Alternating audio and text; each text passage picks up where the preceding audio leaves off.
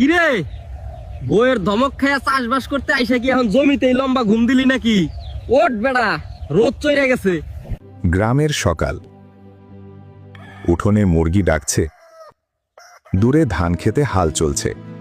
কিন্তু বানরের মনে আনন্দ ছিল না, সবসময়ই দুশ্চিন্তায় থাকত। সংসারের টানাপোড়ান, ঋণের চিন্তা, সব মিলিয়ে সে সারা রাত ঘুমাতে পারেনি। এরপর বানর মাঠে কাজের উদ্দেশ্যে গেল। বানর জমিতে মাটি কাটার কাজ করতেছিল। কাজ করতে করতে হঠাৎ মাথা ঘুরে বানর মাটিতে পড়ে গেল। ঠিক তখন পাশের জমিতে কাজ করছিল শিয়াল। সে দৌড়ে এসে বানরকে ধরল, পানি এনে খাওয়ালো, ছায়ায় বসালো।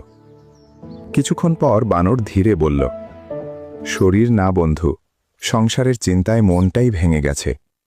শিয়াল তার কাঁধে হাত রেখে বলল, কষ্ট একা রাখলে বাড়ে, আমাকে আগে বলিসনি কেন? বানরের চোখ ভিজে উঠল। বানর বলল, ভেবেছিলাম একাই সামলাবো, তোকে বললে লজ্জা লাগবে।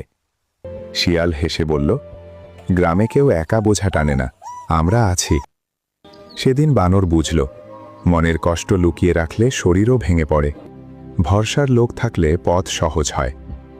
অতিরিক্ত দুশ্চিন্তাও মানুষকে ভিতর থেকে দুর্বল করে দেয়। সমস্যা লুকিয়ে রাখলে তা আরও বড় হয়। হতাশ হয়ে ভেঙে পড়ো না, চেষ্টা চালিয়ে গেলে পথ একদিন ঠিকই খুলে যায়।